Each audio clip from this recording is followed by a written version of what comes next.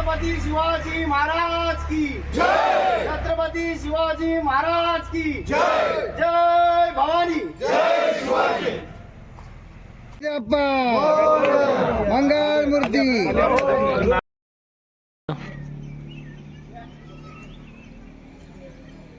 मंडळी, शुभप्रभात। आजचा दिवस अतिशय खास आहे, कारण स्वराज्याची राजधानी असलेल्या रायगड किल्ल्याच्या या दर्शनासाठी, या पवित्र अशा ठिकाणी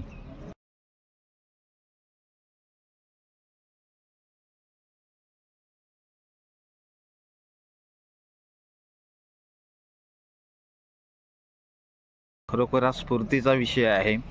या ठिकाणी आल्यानंतर प्रचंड असा इतिहास जागृत होतोय। सह्याद्रीच्या पर्वतरांगामध्ये असलेला हा रायगड किल्ला, याची माहिती सुद्धा आपल्याला या निमित्ताने मिळणार आहे। किल्ला सर करणं, किल्ल्यावर जाणं म्हणजेच हा विशेष स्फूर्तीचा व जोशपूर्ण असतो। त्याच्यामुळे खऱ्या अर्थाने आता या किल्ल्यावरती जाण्याची मानसिक आणि शारीरिक तयारी सुद्धा तेवढीच करावी लागते। मग चला आता आपण जाऊया, सुरुवात करूया। न्यायालंकार मंडित, शस्त्रास्त्र शस्त्र पारंगत, राजनीती धुरंधर, प्रौढ प्रताप पुरंदर, क्षत्रिय कुलावतांस, सिंहासनाधीश्वर, कुलवाडी भूषण छत्रपती शिवाजी महाराज की जय। छत्रपती शिवाजी महाराज की जय। जय भवानी, जय शिवाजी। धर्मवीर संभाजी महाराज की जय। जय कुणबी, जय कुणबी, जय कुणबी, जय कुणबी। करांचं सहर्ष स्वागत आहे। तुम्ही याच्या अगोदर रायगड किल्ला पाहिला असेल, किंवा पहिल्यांदा रायगड किल्ल्याच्या आपण 2000 पायऱ्या चढून रायगडावरती जाणार आहात। कारण की रायगड पायी चढल्याशिवाय आपल्याला गडाचं महत्व सर समजत नाहीये। कारण की ही रायगडाची समोरची बाजू आहे सर। जी लोक रायगड रोपवेला आपण तिकडे गेलो होती, ती गडाची मागची बाजू होती। हा जो किल्ला आहे सर, हा किल्ला एकूण 1200 एकराचा पूर्ण रायगड किल्ला आहे। रायगड किल्ला निवांत जर बघायचं म्हटलं तर आपल्याला 2 दिवस रायगडावरती मुक्काम करावा लागेल, एवढा किल्ला मोठा आहे। आणि या गडावरती सर 350 घर आपल्याला किल्ल्यावरती बघायचे आहेत। 350 महाल किल्ल्यावरती आहेत, 11 तलाव आणि 84 पाण्याच्या टाक्या किल्ल्यावरती तुम्हाला पाहायला मिळणार आहेत। पण गडाच्या खालून किल्ला तुम्ही पाहताय, वाटतो का एवढा मोठा किल्ला? त्याला बुरुज आले सर। तुम्ही मंडणगडवर आलेला आहात, तिकडे पण किल्ले आहेत, मंडणगड किल्ला आहे, त्याला बुरुज आहे बघा। या गडाला कुठे तटबंदी किंवा बुरुज नाही सर, कारण की हे सगळे तुम्हाला डोंगर रांगा दिसतील। रायगडाचं जर तुम्ही जुनं नाव ऐकलं असेल, रायरीचा किल्ला, रायरी नावाने ओळखला जाणारा डोंगर, आणि हा डोंगर जावळीचे मोरे। तुम्ही जर प्रतापगडाला गेला असाल, प्रतापगडाच्या पायथ्याशी एक गाव आहे जावळी गाव, आणि या जावळी गावात जावळीचे मोरे राहत होते, आणि मोऱ्यांकडून हा किल्ला सर जिंकलेला आहे। कधी जिंकला तर 15 मे 1656 ला। 56 ते 70 रायगड किल्ला बांधायला त्या काळात किती वर्ष लागली? 14। या किल्ल्याचं सतत 14 वर्ष काम चालू होतं। आणि या 14 वर्षामध्ये दादा गडावरती काय बांधलं तर गडावरती 350 इमारती बांधल्या, 11 तलाव आणि 84 पाण्याच्या टाक्या किल्ल्यावरती बांधलेल्या आहेत। पण येणाऱ्या शिवभक्तांच्या तुमच्या मनामध्ये पण पहिला प्रश्न पडला असेल, रायगड बांधायला दगड आणला कुठून? प्रश्न पडला की नाही? कारण की आज आपण गड चढणार आहोत। गड चढताना आपल्यासारखी लोक, माझ्यासारखी लोक किंवा तुमच्यासारखी लोक पाणी बॉटल देखील वरती नेत नाहीत। मग रायगड बांधायला 350 घरं बांधायला दगड आणला कुठून सर? तर गडावरती 11 तलाव उत्खनन केलं, त्या तलावातून टाक्यातून जो काय दगड होता तो रायगडाच्या बांधकामास वापरलेला आहे। म्हणजे पिण्यासाठी गडावरती पाणी तर भरपूर आहे, आणि रायगडाला बांधकामासाठी दगड देखील झालेला आहे। आणि या गडावरती सर वरच्या इमारतींवरती पूर्ण सागवणी लाकडं होती सर। आपल्या कोकणात तुम्ही सगळे मंडणगडून आलात, आपल्या कोकणात सागवणी लाकडं असतात बघा। सागवणी लाकडं आणि खापऱ्या कुंभार नळीची कौल असायची। आतून रंगीबिरंगी पैठण्या होत्या, मशालीचे दिवे आणि मखमली पडदे होते, पण इंग्रजांनी हा किल्ला जाळलेला आहे. कधी जाळला तर 10 मे 1818 ला रायगडावरती तोफेचा मारा केला. पूर्ण रायगड त्या काळात सर 11 दिवस जळत होता. वरचं जेवढं लाकडाचं बांधकाम आहे 11 दिवसामध्ये सर जाळलेलं आहे. ह्या ज्या पायऱ्या दिसतात ना सर, आता केलेल्या आहेत. गडावरती तुम्ही व्हिडिओ वगैरे पाहत असाल, गाडो वगैरे बघा दगड नेतात, हे या कामाला सर. आता रायगड किल्ल्याच्या पायी मार्गाने आल्यानंतर आपल्याला पाहिलं इथे बुरुज लागतोय ना समोर आपल्याला, या बुरुजाचं नाव आहे खूप लढा बुरुज. खूप लढा म्हणजे ज्या गडावरच्या लढाईचा जो पॉइंट होता तो इथे होता सर. या बुरुजाचं नाव खूप लढा बुरुज दिलेलं आहे. या गडाचं सर एक खास महत्व आहे. या गडाच्या चारी बाजूनी बघा सह्याद्रीचे पर्वत डोंगर आहेत, हे दिसत आपल्याला सह्याद्रीचे कडे. पण इथला कुठला सह्याद्रीचा कडा रायगडाला जॉईन नाहीये. हा एकमेव किल्ला आहे की सह्याद्रीने याला कुठेच वेढलेला नाही, असा किल्ला म्हणजे रायगड आहे.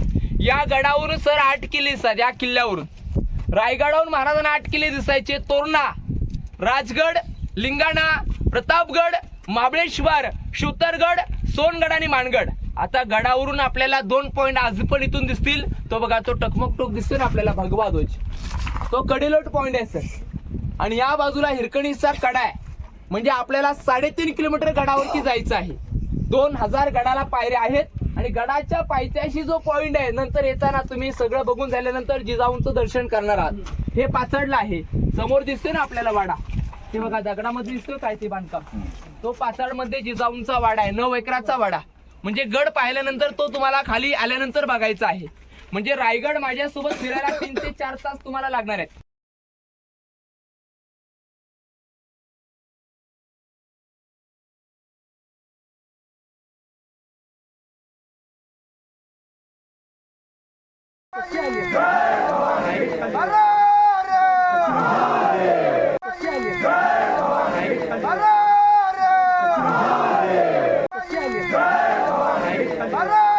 त्याचबरोबर आता आपण खऱ्या निवून पोहोचलोय मुख्य दरवाजाजवळ.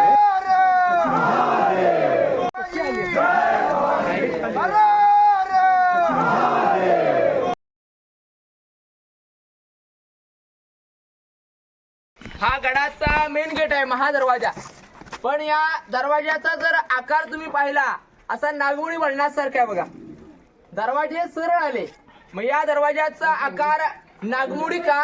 कारण की शत्रूला चकवा द्यायला, कारण की शत्रू जर गडावरती आला तर तोफा घेऊन येईल आणि तोफ जर आणली तर कधी तोफ वाकडी होत नाही ना, सरळ तोफेची रेंज असते. आणि या दरवाजाचा आकार नागमोडी आहे. आणि आकारानंतर तुम्ही या पायऱ्या चढलात बघा, आणि या 15 पायऱ्या चढलात दिसत ना तुम्हाला सुद्धा. आणि आपण पायऱ्या चढलो जर गडावरती जर तोफा आणल्या तर हाती तोफा चढवायचा, बाकी गडावरती तोफा दगडफेक केली जायची. हा गडाचा मेन गेट महादरवाजा, याची तटबंदी आहे दादा, त्या टोकापासून समोर दिसते का ते टोक, 1 किलोमीटरची तटबंदी आहे, त्या बुरुजापर्यंत आहे. हा किल्ल्याचा एंट्री पॉइंट आहे, पूर्वीचा आणि आजी देखीलचा. आणि तो समोरचा टकमक टोक कडेलोट पॉइंट, ज्याने चोरी, लबाडी, फितुरी किंवा गद्दारी केली अशा गद्दारास 2250 फुटाहून कडेलोट केलं जायचं. छत्रपती शिवरायांनी एकालाही कडेलोट केलं नाहीये आणि छत्रपती संभाजी महाराजांनी एकालाही सोडलेलं नाहीये. या रायगडाचं जे बांधकाम खात्याचे प्रमुख होते हिरोजी इंदुलकर, नाव सगळ्यांनी ऐकलं असेल. रायगड बांधताना काय केलं, स्वतःच घरदार वाडा विकला होता. रायगड बांधताना स्वतःच घरदार वाडा विकून राजाने विचारलं या रायगडाची काही गॅरंटी आहे का, किती वर्षे किल्ला टिकेल. त्यावेळेस हिरोजी इंदुलकरांनी सुंदर असं उत्तर दिलं की जोपर्यंत आकाशामध्ये चंद्र, सूर्य आणि तारे तडपत राहतील तोपर्यंत रायगडाच्या केलेल्या वास्तूला काय होऊ शकत नसता, किल्ला मजबूत आहे. अजूनही सर किल्ला मजबूत आहे ना. आपण बरेचसे किल्ले जर पाहिले असतील, पण रायगडावरच्या वास्तू अजून वर जाऊन बघायच्यात आपल्याला. 350 वास्तू आहेत तशाच आहेत, फक्त लाकडी बांधकाम झालेले आहेत. रायगड जॉईन करायला मटेरियल जे वापरलंय चुना, गुळ आणि शिशापासून रायगड निर्माण केलेला आहे. आज कल्पना करा आपल्यासारखी लोक रायगड चढताना दबून गेली, मग रायगडावरती हा दगड आणला कसा असेल. तलावातून तर काढला, पण दगड उचलणारी माणसं कशी असतील, कारण की आज आपण गावातून लोक आलेले आहेत म्हणून एवढं फास्ट आपण चढलो. शहरातल्या लोकांना अजून टाइम लागला असता, कारण की आपण महादरवाजाने आता वरती आलोय. आता इथे आपल्याला जाताना तोफा लागतील सर, 2च तोफा बघायला मिळतील. अशा 18 तोफा आहेत गडाच्या मेन गेटला. कारण की इथेच तोफा का, कारण की रायगडाला एकच मार्ग आहे ना, वरती किल्ल्यात एक पण तोफ तुम्हाला बघायला मिळणार नाही. ह्या तटबंद्यांना तोफा आहेत. जवळपास 18 तोफा तुम्हाला गडावरती जरी तटबंदी फिरला तर पाहायला मिळतील. आता महादरवाजा पाहिलेला आहे. आता इथून आपल्याला फक्त 300 पायऱ्या चढायच्यात वरती. मग आपण किल्ल्यावरती वरती पोहोचणार. वरती बघायला अजून आपल्याला 2 तास लागतील, म्हणजे 1 वाजेल आपल्याला. महादरवाज्यातून आल्यानंतर लगेचच तटबंदीवरती ह्या तोफा आपल्याला बघायला मिळत आहेत. हे जे आपल्याला तलाव समोर दिसतंय, या तलावाचं नाव आहे हत्ती तलाव. दादा, या तलावाचं नाव हत्ती तलाव का, कारण की महाराजांच्या राज्याभिषेकाची फ्रेम तुम्ही पाहिली असेल, आपल्या घरामध्ये लावली असेल बघा. राज्याभिषेकाची फ्रेम मध्ये जर पाहिलं असेल तर एक इंग्रज अधिकारी महाराजांना मुजरा करताना तुम्ही पाहिलं असेल. पाहिलं का? इंग्रज वकील होता सर. तो इंग्रज वकील, त्याचं नाव ते हेनरी ऑक्सेंटन. आणि इंग्रज वकील राजांच्या राज्याभिषेकाला रायगड पायी चढत आला आणि गडावरती आल्यानंतर राजांच्या दरबारामध्ये 2 हत्ती पाहिले. त्या काळात महाराजांनी किल्ल्यावरती हत्ती आणले होते आणि हत्ती पाहून इंग्रजाला आश्चर्यचकित पडला की रायगड किल्ल्यावरती हत्ती आणले कसे. त्यावेळेस उत्तर कुणी नाही दिलं. पण आताचे इतिहासकार काय म्हणतात, हत्तीची पिल्ल महाराजांनी पालखीमध्ये आणली होती सर. छोटी पिल्ल आणली पालखीमध्ये आणि गडावरती आणून त्यांना वाढवली. म्हणून हे त्यांच्यासाठी सर तलाव आहे, हत्ती तलाव. म्हणून भरलेलं नाही ना सर, लिकेज आहे सर तलाव, कारण की हत्तीना पूर्ण तलाव भरून जमणार नाही ना.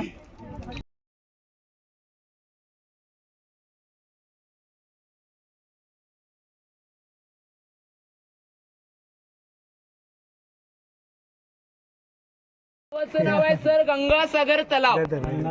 महाराजांच्या राज्याभिषेकाला काशीवरून बघा गागा भट्ट आले होते. तुम्हाला सगळ्यांना माहिती असेल, काशीवरून गागा भट्टाने 7 नद्यांचं पाणी आणलं होतं. आणून महाराजांना अभिषेक घातला या गडावरती. राज्याभिषेक झाला आणि राज्याभिषेक झाल्यानंतर उरलेलं जे पाणी आहे तीर्थ स्वरूपात त्याच्या आतमध्ये टाकलं गेलं, म्हणून याला तीर्थ गंगासागर असं नाव आहे. रायगडावरती या तलावरती एक छोटीशी कविता रचली. गंगा, यमुना आणि नर्मदा यांच्या आल्या साऱ्या बहिणी, आणलेले राज्याभिषेकासाठी पाणी, जलहे झाले तीर्थांचे घर, नाव त्याचे गंगासागर. 32 फूट खोल आहे सर. 12 महिन्यातलं कधी पाणी अटत नाही सर. आणि याच्या वरच्या बाजूला 2 स्तंभ आहेत ना, 1 आणि 2. हे याच्या 4थीच्या पुस्तकात आपण पाहिले असतील बघा, इतिहासाच्या पहिल्या पानावरती आपल्याला पाहायला मिळतील. बरोबर. हे स्तंभ आहे ना सर, हे त्या काळात 7 मजली उंच होत्या. आता 2 मजली आहे आणि तिकडचा 3 मजली. 7व्या मजल्यावरती कल्पना करा केवढं उंच असेल. महाराजांनी कुठल्याही गडावरती विजय प्राप्त केला की विजयाची घोषणा गवताच्या गंजा किंवा भगवा ध्वज फडकून व्हायची. कारण की आजूबाजूच्या गावा किल्ल्यातील लोकांना वाटलं पाहिजे की छत्रपतींनी कोणता तरी किल्ला जिंकलेला आहे, म्हणून याचं नाव सर विजय स्तंभ आहे. आपल्या कोकणात पण कोकण दिवा, तुम्ही कोकण कडा बोललात बघा, तिकडे काय व्हायचं, कुठली दुर्घटना झाली, 2 डोंगर आहेत, तिकडे गवताच्या गंजा लावायचे. दुर्घटनेनंतर लोकांना समजायचं की कुठेतरी कुणाचं जरी निधन झाले, ते कोकण दिवा हे विजय स्तंभ आहेत रायगडावरचे. आणि इथून सर आता आपण किल्ल्यात शिरणार आहोत. हा गेट आहे पालखी दरवाजा. पालखी दरवाजा म्हणजे काय, महाराजांनी गड जिंकला तर गडावरती महाराजांच्या ज्या पालख्या यायच्या ते या दरवाजेने आतमध्ये यायच्यामुळे या गेटचं नाव पालखी दरवाजा आहे. बोला छत्रपती शिवाजी महाराज की संदर्भ दिलेल्या पालखी दरवाजातून आता आपण जात आहोत. ओम नमो पार्वती पते.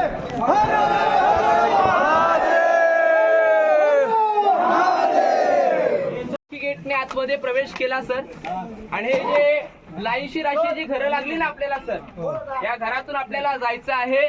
हे महाराजांच्या राण्यांचे महाल आहेत सर. आणि एकाला एक लागून किती महाल आहेत तर 6 घरं रायगडावरती राण्यांची तुम्हाला पाहायला मिळणार आहेत. तर महाराजांना एकूण महाराजांनी लग्न सर 8 केली.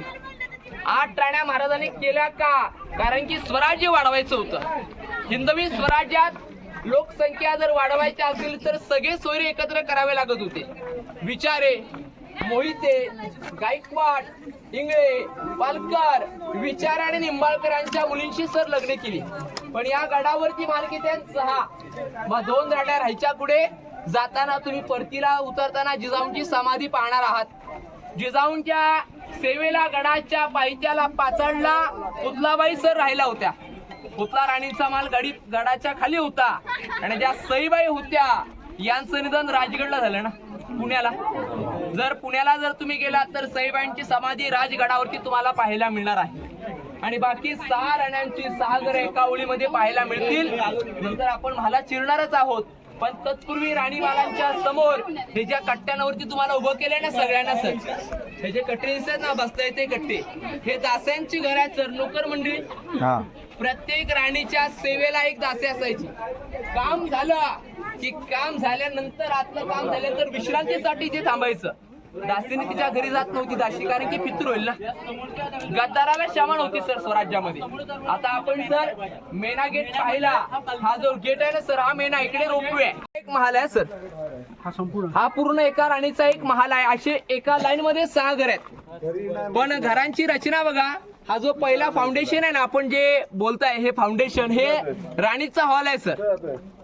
हा समोर हॉल होता, पाठीमागे त्यांचं बेडरूम होतं सर. बेडरूमच्या मागे सर पडक्या स्वरूपातले टॉयलेट बाथरूम आज सर बघायला मिळतील सर. आता पाडले ना, फक्त आता दगडाचे फाउंडेशन राहिलेले, तुटलेले कट्टे, आणि त्या बाजूला हवा काढण्यासाठी खिडकी आहे. हे विठ्ठल पिंगळे आणि बाळाचे अवजी सर, हे महाराजांच्या काळातले मंत्र्यांची घरं आपल्याला पाहायला मिळतील. आणि याच्या वरच्या अंगाला सर हे लोक वाकून बघा आपली पाहत आहेत, इथे धान्य कोठार आहेत. नंतर आपल्याला बघायचे आहेत. पहिला खड्डा 22 फूट खोल आहे, दुसरा आहे तो 20 फूट आहे, आणि तिसरा आहे तो 15 फूट खोल आहे. धान्य कोठार म्हणजे काय?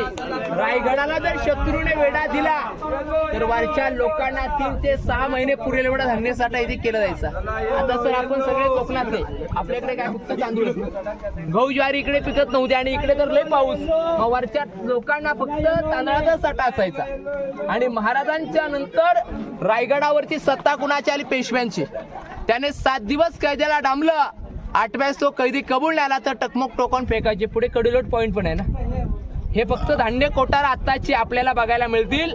धान्य कोठार काढायचं कसं? धान्य खाली शिडी लावून माणसं खाली उतरायची, गोंत्यात पॅक करायचं आणि धान्य गडाच्या बाजारपेठेपर्यंत पोहोचवायचं. आपल्याकडे कणग्या म्हणतात किंवा पेव, हे त्या काळातले पेव कणग्या आहेत.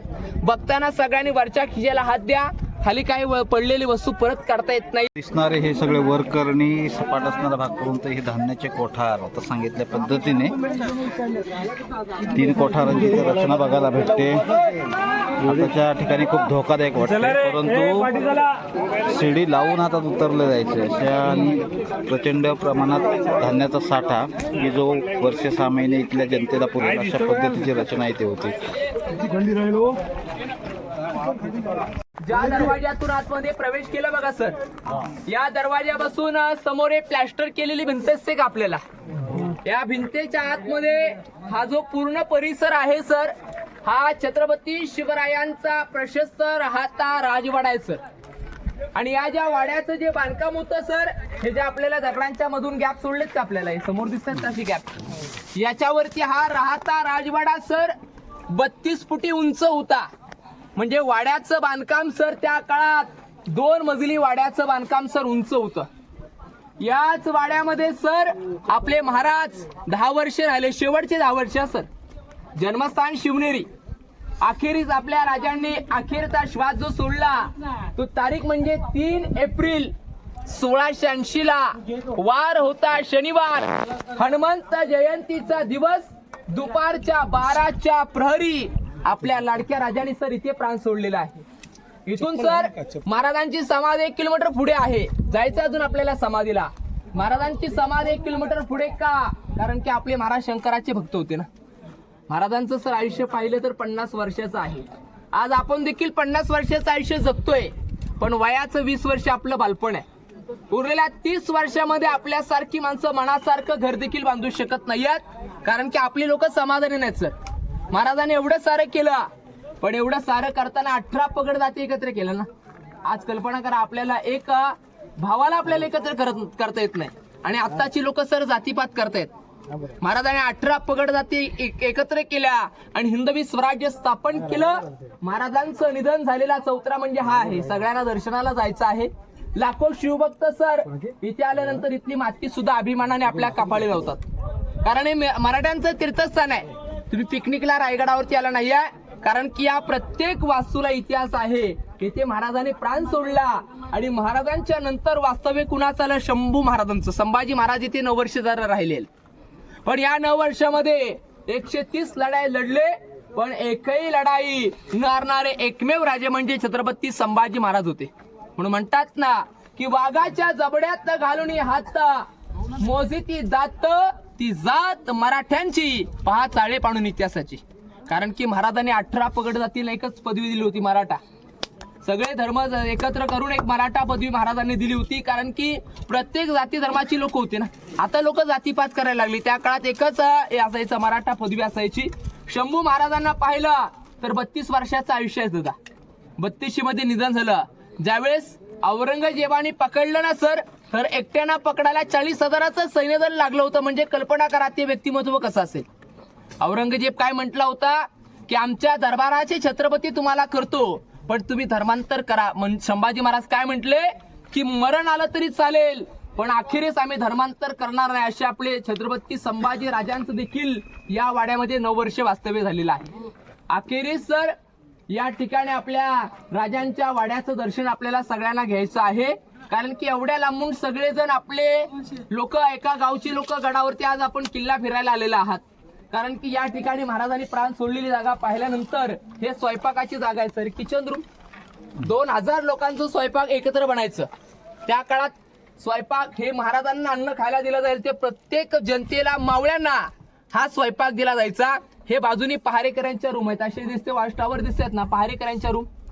आता ज्यांना जायचं असेल वरती दर्शन काय नाही घेतले. आता आपण उभे आहोत ते छत्रपती शिवाजी महाराजांनी अखेरचा देह ज्या ठिकाणी ठेवला ती जागा. खरोखर स्फूर्तीचा इतिहास ऐकताना, तो पाहताना या क्षणाला मात्र मन अतिशय गहिवरून येतं. कारण माझा राजा ज्याने अखंड रेतेचे रक्षण करत आपला त्याग केला, ती जागा आणि अशा पवित्र ठिकाणी येण्याचं जे भाग्य मिळतं ना, ते खरोखर आज त्या युगामध्ये गेल्याचं एक समाधान वाटतं. हिंदुत्वाचा जागर करणारा प्रत्येक व्यक्तीने या ठिकाणी खऱ्या अर्थाने येणं गरजेचं आहे. हा एक स्फूर्तीचा झरा आहे. आज पाहताही प्रचंड गर्दी आज याच इतिहासाची साक्षी देते की शिवाजी महाराजांचे अढळ स्थान प्रत्येकाच्या हृदयात कोरले गेलेलं आहे.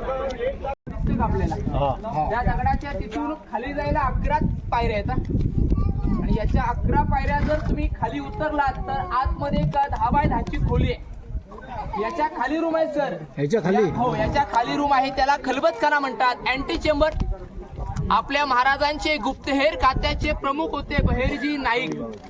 एवढे सर हुशार की त्या काळात त्यांना 18 भाषेचं ज्ञान होतं.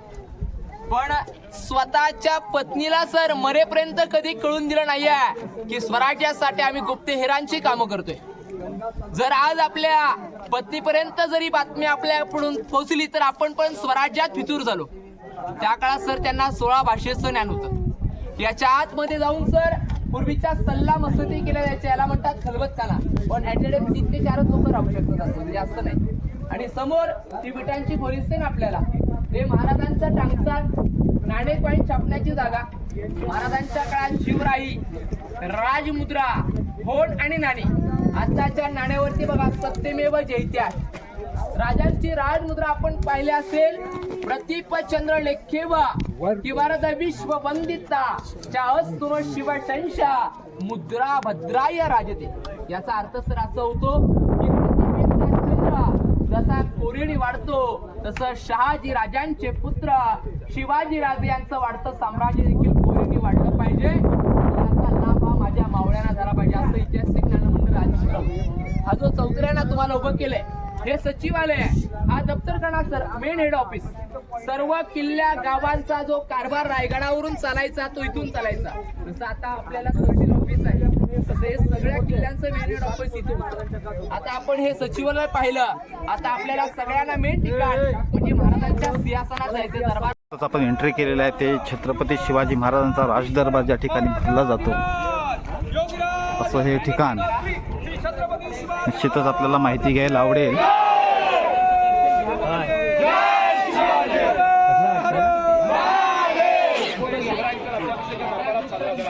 असेल म्हटलं असं तू अंधार पर झाला एक निभा आजच्या या विशेष नाविन्यपूर्ण सहलीमध्ये आमच्यासोबत असलेले जे मंडणगड तालुका कुणबी समाज उन्नती संघाचे तालुकाध्यक्ष निश्चित सापते सर यांच्या नियोजनातून त्याचबरोबर आमच्या चुलत्याने नुकत्याच झालेल्या पंचायत समितीच्या निवडणुकीमध्ये विद्यमान सदस्य म्हणून जे निवडून आलेले आहेत ते आमचे अनिल शेठ राठाटे हे सुद्धा या सगळ्यांना तरुणांना स्फूर्ती देण्यासाठी आजच्या या सहलीमध्ये सामील झालेले आहेत. खरोखर असंख्य समाज बांधवांच्या साक्षीने आणि ह्या स्फूर्तीली आपण या ठिकाणी सहलीचं नियोजन म्हणूया. सगळ्यात अतिपवित्राचं ठिकाण आहे हा महाराजांचा सर दरबार आहे. याच दरबारामध्ये आणि याच ठिकाणी महाराजांचं 32 मणाचं सोन्याचं सिंहासन होतं त्या काळात. एक मण म्हणजे 40 किलो 1280 किलो सोन्याचं सिंहासन तिथून जुल्फिकार खानाने पळवलेलं आहे. ही जी मूर्ती आता बसवली युवराज छत्रपती संभाजीराजे कोल्हापूर यांच्या हस्ते मूर्ती बसवण्यात आलेली आहे. आणि मूर्तीवरती जो हार येतो हा रोज येतो सांगलीवरून.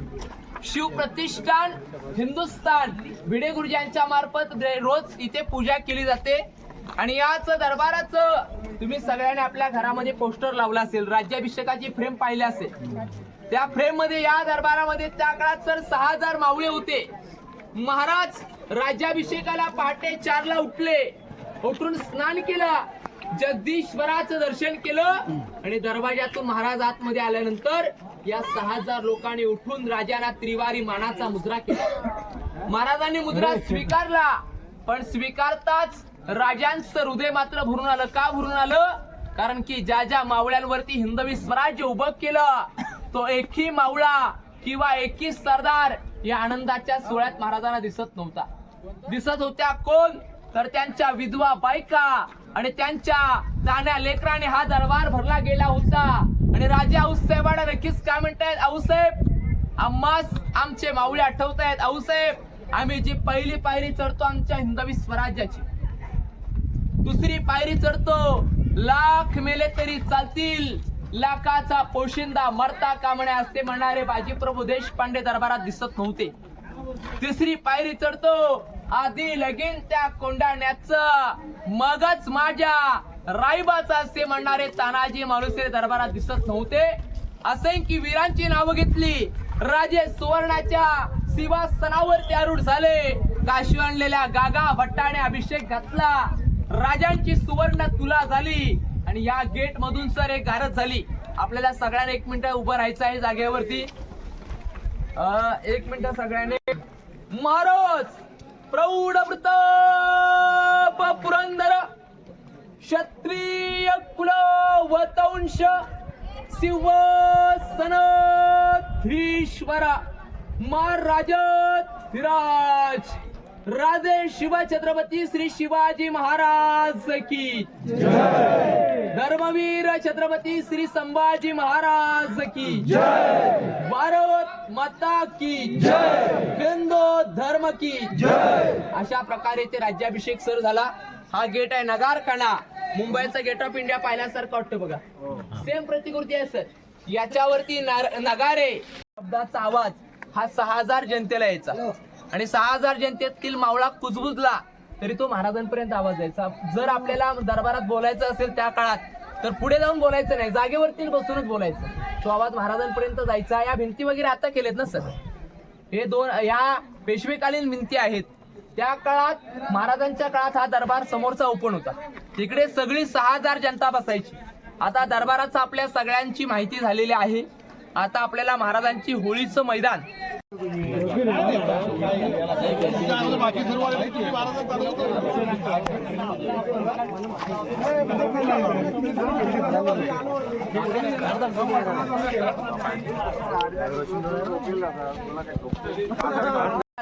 पेडक्या होळीमध्ये आपण शेवटला नारळ टाकतो आणि तो नारळ आपण काठीच्या साहाय्याने काढतो. तर पूर्वीचे लोक हाताने काढायचे. नारळ हाताने काढायचं कोण? तर संभाजी महाराज. हे त्यावेळेस होळीचं मैदान आहे आणि समोर पत्र्याची शेड दिसते का आपल्याला, तो हत्ती खाना. महाराजांनी हत्तींची 2 पिल्लं आणली. त्या पिल्लांचं पालन पोषण त्या ठिकाणी केलं. आता आर्किओलॉजिकलचं ऑफिस आहे, पुरातत्व विभागाचं. आता आपण तिकीट घेतलं नाही म्हणून, तर 25 रुपये तिकीट असतं किल्ल्याला. आणि समोर समोर आपल्याला ही समोरची दिसते ना बांधकाम, ही बाजारपेठ आहे. बाजारपेठेची लांबी 800 फूट लांब आहे, 40 फूट रुंद आहे. 22 44 दुकानं आहेत, पण दुकानांची आहेत बघा घोड्यावडीच आहे. घोड्यावडी का? पूर्वीची लोक घोड्यावरती बसून बाजार खरेदी करायची. आगे दुकान, पीछे मकान आणि बीच में स्टोरूम अशी आहे. पुढे दुकान होतं, मागे राहण्याची जागा आणि मध्यभागी स्टोरेज रूम आहे. आता बाजारपेठेतून माहिती देण्याचं काम आमचं असतं. फक्त पाया पडायला समाधी जगदीश्वराला तुम्हाला जावं लागतं. समोर मंदिर दिसतंय ना आपल्याला बघा, या मंदिराचं नाव आहे जगदीश्वर मंदिर. मंदिरात आतमध्ये गेल्यानंतर शिवलिंग पाहायला मिळेल. आपले महाराज हे शंकराचे भक्त होते. रोज पहाटे 5ला जायचे. आज पहाटे 5ला पहिलं दर्शन झाल्यानंतर स्वराज्याच्या कामाला सुरुवात व्हायची. असं रायगडावरती एकमेव मंदिर जगदीश्वराचं आहे. आणि मंदिराच्या दुसऱ्या पायरीवरती नावाची पाटी आहे. तुम्ही ऐकलं असेल, हा किल्ला हिरोज इंदुरकरांनी बांधला. गडावरील बाजारपेठेमधून आता आपण सध्या फिरत आहोत. बघतोय घोड्याच्या उंची इतकी असणार ही दुकानं, जे साधारणतः जनता ही घोड्यावरूनच खरेदी करत असे, अशा प्रकारचा संकेत इथून मिळतोय. दोन्ही बाजूला असणारे विविध दुकाने, पुढे दुकान, पाठीमागं मकान, अशा पद्धतीची रचना आणि मध्ये तिथलं स्टोरेज. खूप सुंदर अशी सिस्टीम त्या काळातही होती. ईश्वराच्या मंदिरासमोरील या दरवाज्यातील असलेल्या पायरीचं हा उल्लेख कायम इतिहासामध्ये आपल्याला बघायला मिळतो. सेवेच्या ठायी तत्पर हिरोजी इंदुरकर, खरोखर स्वामीनिष्ठेचे एक अपूर्व उदाहरण या निमित्ताने या ठिकाणी बघायला मिळते. असाच माझा राजा न भूतो न भविष्यती. आले किती गेले किती, संपले भराला, पण अजूनही माझ्या या राजाचा दरारा. अशा छत्रपती शिवाजी महाराजांची ही समाधी जगदीश्वराच्या मंदिरासमोर आपल्याला ठिकाणी बघायला मिळते. मनाला गर्भित करणारे हे सगळे दृश्य, स्वराज्याच्या इतिहासाची ही सगळी मुहूर्तमेढ या ठिकाणी सूत्र जिथून हलवली जात होती ते हे रायगड. आणि या रायगडातला हा अत्यंत महत्त्वपूर्ण असा भाग छत्रपतींची समाधी.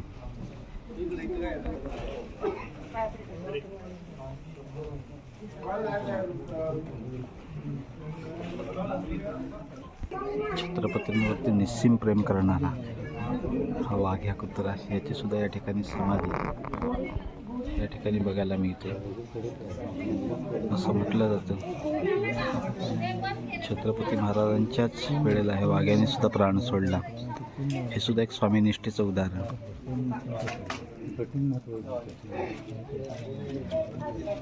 छत्रपतींच्या काळातील हा स्थापत्यशास्त्राचा नमुना बघा.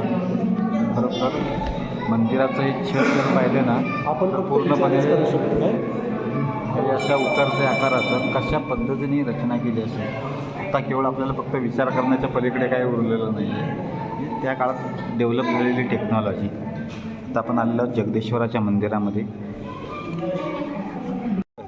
जगदीश्वराच्या मंदिरामधलं दर्शन घेतलं आणि खरोखर मनाला भावणारं खूप शांत आणि निरामय असं वातावरण आपण पाहतोय.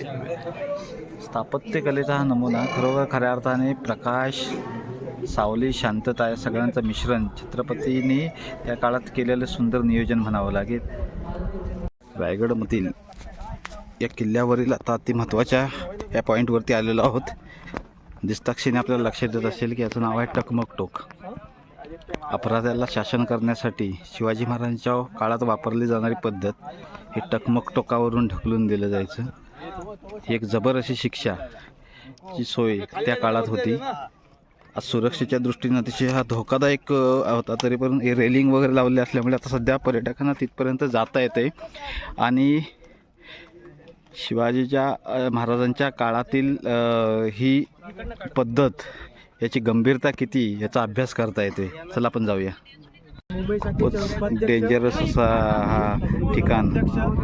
खरोखर काही वर्षापूर्वी मी आलेलो होतो, इथपर्यंत पोचता आलं नाही. पण कारण इथली गंभीरता अतिशय फार विचित्र आहे. काहीच प्रत्यक्षपणे नजरेला येत नाही. समोर फक्त सुळका असणारे सह्याद्रीच्या पर्वतरांगा यांचं दर्शन होतंय. अशा पद्धतीने अभेद्य अशा या रायगड अर्थात स्वराज्याची राजधानी असलेल्या किल्ल्यावर आपल्याला भरपूर काही माहिती मिळेल.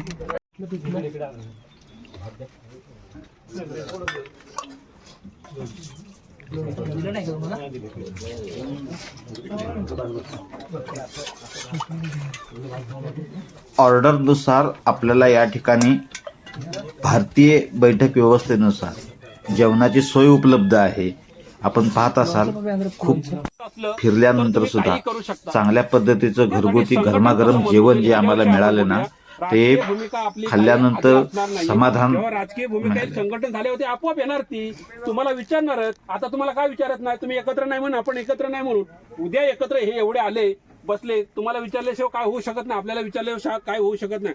त्यासाठी संघटन स्वाभिमान जिवंत करण्यासाठी आपण रायगडवरती आलो.